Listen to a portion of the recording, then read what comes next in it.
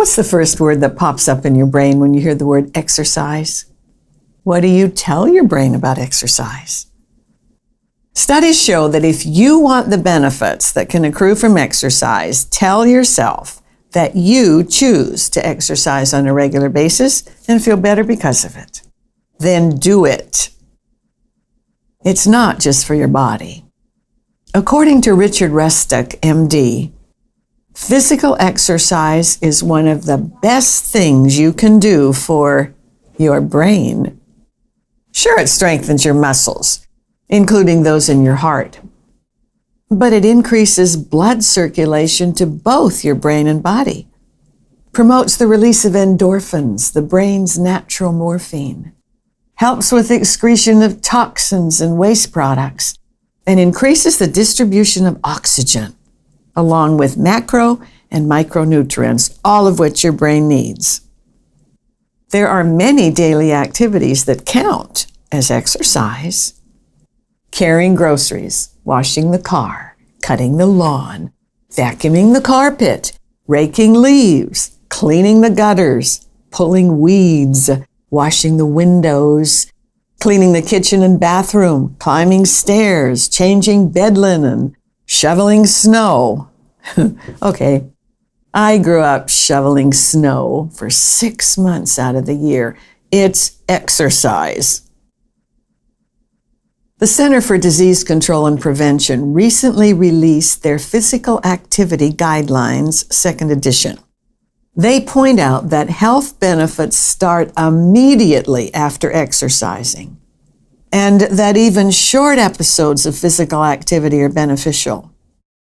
Sitting for long periods of time with very little movement is pretty deadly for your body, and doesn't do much for your brain either.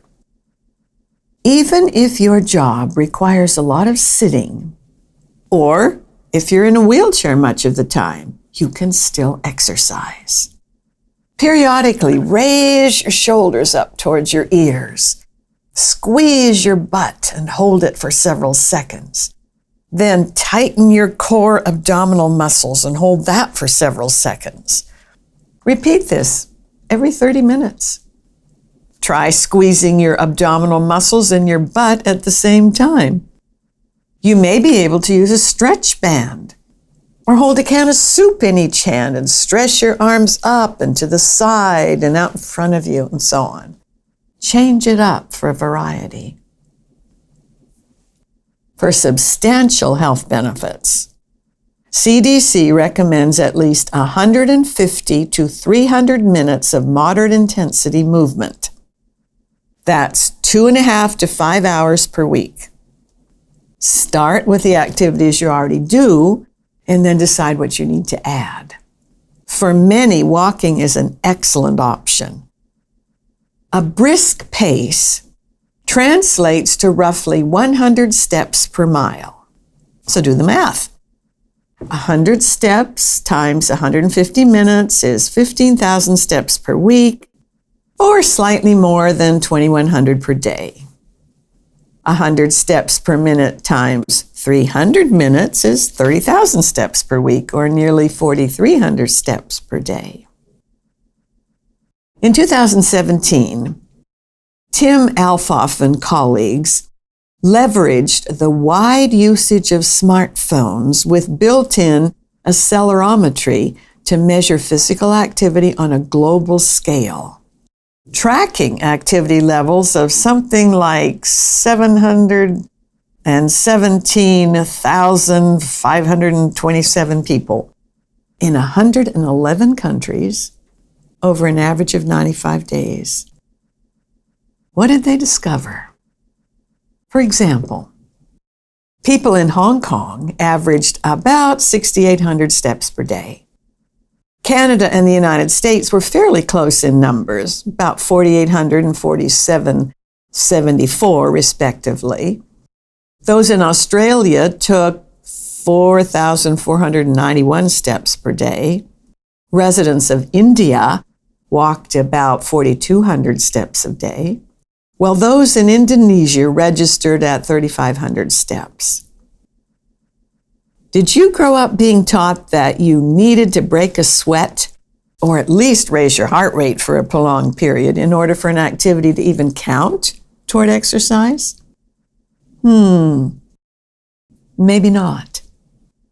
One study found that short bouts, fewer than 10 minutes of physical activity at one time, of higher intensity exercise were associated with a decreased risk of being overweight or obese. There are some male-female differences when it comes to exercise. Females can find it a greater challenge to maintain weight or to lose it once it's been gained because females have a higher fat-to-muscle ratio.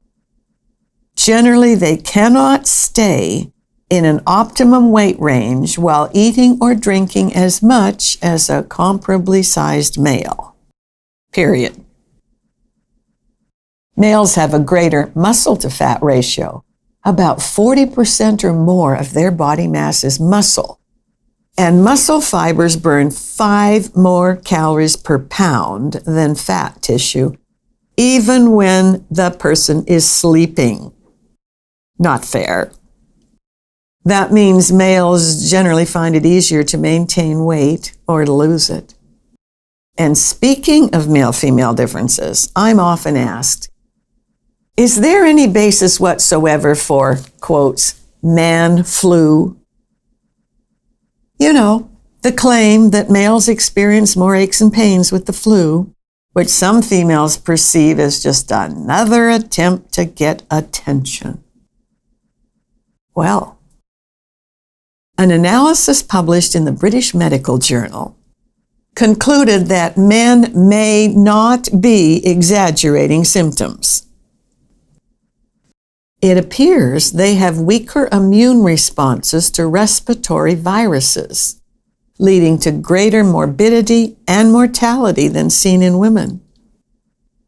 This conclusion is also supported by research conducted on lab mice at the University of Ottawa's Neuroimmunology, Stress, and Endocrinology Lab, and published in the Journal of Brain Behavior and Immunity.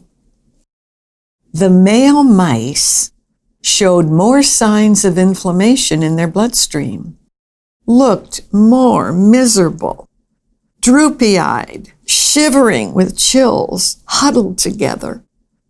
And they took twice as long to recover, 48 hours to a female's 24. If you are female, ask yourself if you might need to be just a tad more sympathetic about man flu.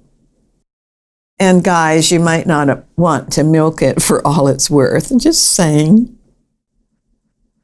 On the other hand, you probably already know that falls are a major cause of broken bones in people as they age. Your proprioception, staying on your feet, is guided by sense receptors in the skin, muscles, joints, tendons, and balance organs of the inner ear. This information connects with the brain through the nervous system.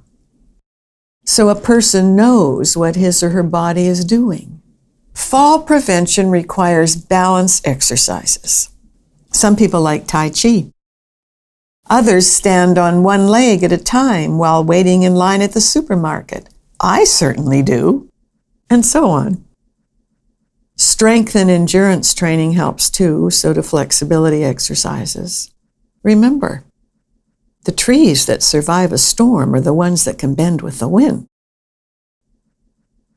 Exercise has 2 prongs, however.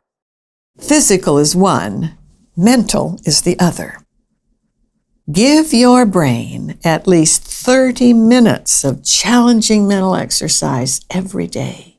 Plus, read aloud for 10 minutes a day. Reading aloud is a whole brain experience. It stimulates your neurons as you read with your eyes or fingers. It stimulates your mouth, teeth, and tongue as you pronounce words. And it stimulates your sense of hearing as you listen to the sound of your own voice. Hearing is critically important to healthy aging. If your hearing is failing, get the best hearing assistive device you can afford.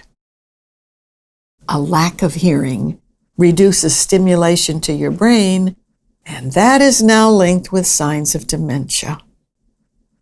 In a nutshell, staying as active as you can for as long as you can is healthful, while inactivity is not. In fact, low levels of fitness predict early mortality. Physical and mental exercise are critically important to brain-body health and impact wellness and lifespan. The good news is that in adulthood, typically, both types are at least partially, if not completely, within your control. CDC exercise recommendations also apply to older adults who need to determine their level of effort in relation to their level of fitness. If you are older, do what you can do. Do it consistently. Almost everyone can do something, and something is better than nothing. So what's the definition of older? Good question. When I was a girl, older was anyone over 30, and they were already over the hill. Now we're hearing that 70 is the new 50.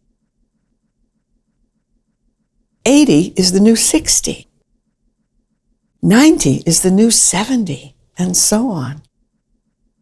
How old would you be if you didn't know how old you were?